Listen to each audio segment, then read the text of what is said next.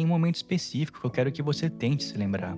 Não de uma cena em particular, não de um personagem ou de uma história, mas de uma sensação. A sensação de assistir um anime antigo e sentir que aquilo tinha algo difícil de nomear. Uma textura, uma atmosfera, uma qualidade que você não conseguia descrever, mas que estava claramente ali. Talvez fosse a forma como a luz batia num rosto, a maneira como uma cidade aparecia no fundo, pintada à mão, com imperfeições que faziam tudo parecer mais vivo. O grão da imagem, as cores que não eram exatamente perfeitas, mas eram exatamente certas. Hoje temos tecnologia que tornaria tudo isso obsoleto em segundos. Resolução infinitamente maior, ferramentas que fazem em minutos o que levava semanas. Mesmo assim, algo se perdeu. Esse vídeo é uma tentativa de entender o que. Vamos pegar um exemplo concreto.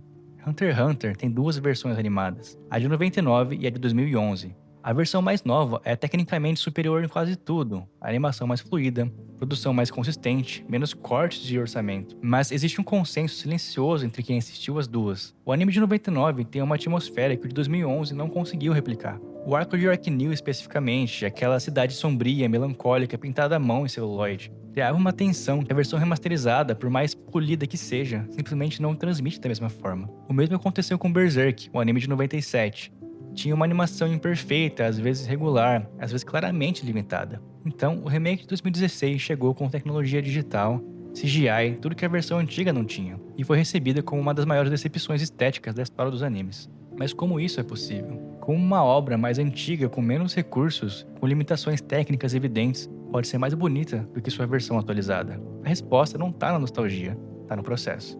Para entender o que tornava esses animes diferentes, é preciso entender como eles eram feitos. Antes do digital, cada frame de um anime era um objeto físico. O animador desenhava no papel. Esse desenho era copiado à mão para uma folha de acetato transparente, a célula ou o cel. Essa célula era então pintada à mão com tinta real. Depois, ela era posicionada sobre um fundo, também pintado à mão por outro artista, e fotografada por uma câmera física. Aquela fotografia se tornava um frame do anime. Esse processo era repetido para cada movimento, para cada expressão, para cada segundo de tela. Só que produzir um desenho novo para cada frame era caro demais, então a maioria dos animes usava o que chamavam de animação limitada. O mesmo cel era fotografado 2 ou 3 vezes seguidas, reduzindo o número de desenhos únicos por segundo para 8 ou 12. Era uma economia necessária e visível. Akira recusou essa economia. Das 160 mil células produzidas por 60 animadores ao longo de 2 anos, a maior parte foi filmada com um desenho diferente para cada frame, chegando aos 24 frames por segundo no cinema. Cada segundo de tela era composto por 24 imagens únicas, todas desenhadas e pintadas à mão. O resultado é um filme que mais de 35 anos depois ainda não foi superado visualmente. Mas o que exatamente tornava esse processo mais bonito? Porque tanta imperfeição, tanto esforço físico, produzia algo que o digital, com toda a sua precisão, não consegue replicar. A resposta começa com uma ironia. Tudo que hoje tentamos replicar digitalmente, o grão da película, o leve desfoque nas bordas, aquele brilho colorido em torno das linhas, eram falhas. Limitações técnicas que ninguém escolheu. A câmera física não consegue focar todas as cores no mesmo ponto, criando um efeito de franja colorida nas bordas dos objetos. A película introduzia grão. A tinta variava sutilmente de céu para céu porque era misturada à mão. Ninguém projetou isso, simplesmente acontecia. E hoje, artistas ao redor do mundo gastam horas tentando simular artificialmente esses mesmos efeitos. Existe um conceito japonês chamado wabi-sabi. É difícil de traduzir com precisão, mas a ideia central é a apreciação da beleza, que é imperfeita, impermanente e incompleta. A rachadura na cerâmica, o desgaste na madeira, a assimetria que revela a mão humana por trás do objeto. O anime de celuloide era, sem saber, uma expressão perfeita de wabi-sabi. Em Cowboy Bebop, os fundos eram pintados à mão com tons terrosos, cinzas e azuis, cheio de detalhes, grafites e imperfeições que criavam cidades que pareciam ter história antes de qualquer personagem aparecer. Em Young Joseg, um filme de 85, com quase nenhum diálogo, toda a narrativa existe na atmosfera, e essa atmosfera nasce diretamente das limitações do processo. O digital, às vezes, é preciso demais, com poucas imperfeições, e é exatamente isso que falta. Só que antes de continuar, tem uma coisa que precisa ser dita.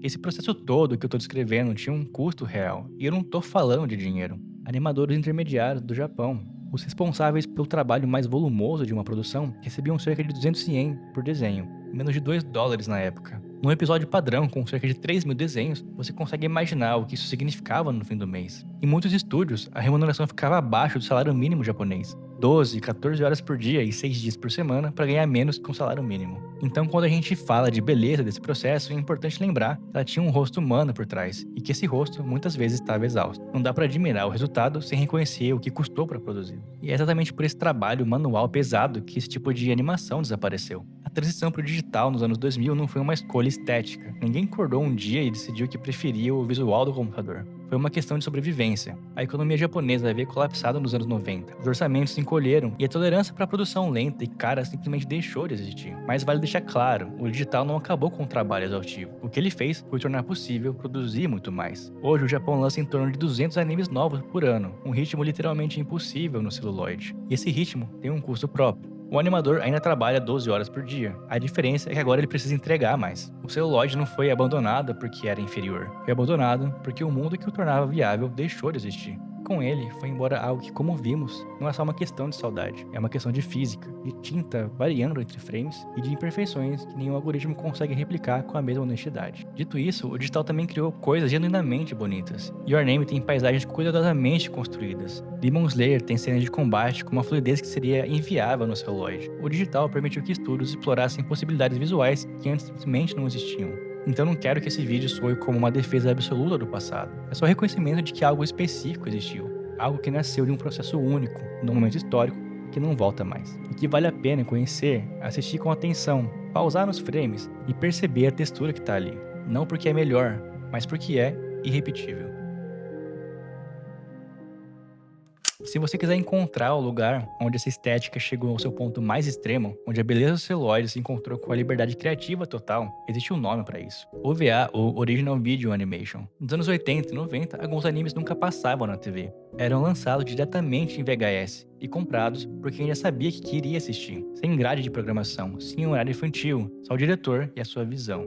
Isso criou algo único. Ryuzeki, de 85, é um filme com quase nenhum diálogo, 2 personagens e uma atmosfera tão densa que parece física. Vampire Hunter D: Bloodlust é um filme simplesmente lindo. As paisagens, o ambiente mais gótico e sombrio, os personagens, é surreal de pensar que isso foi criado no começo dos anos 2000. Bom, para concluir, não existe fórmula para recriar essa estética. O que existia era tempo, esforço humano e um momento histórico específico que se foi. Mas as obras ficaram, e talvez a melhor homenagem que a gente possa fazer a elas seja simplesmente assisti-las com atenção. Não porque é melhor do que o que temos hoje, mas porque foi real, de um jeito que provavelmente nunca mais veremos de novo. Esse foi o vídeo de hoje, faz tempo que eu queria falar sobre esse tema. Se você gostou do vídeo, deixa seu like, se inscreve no canal. E é isso, valeu.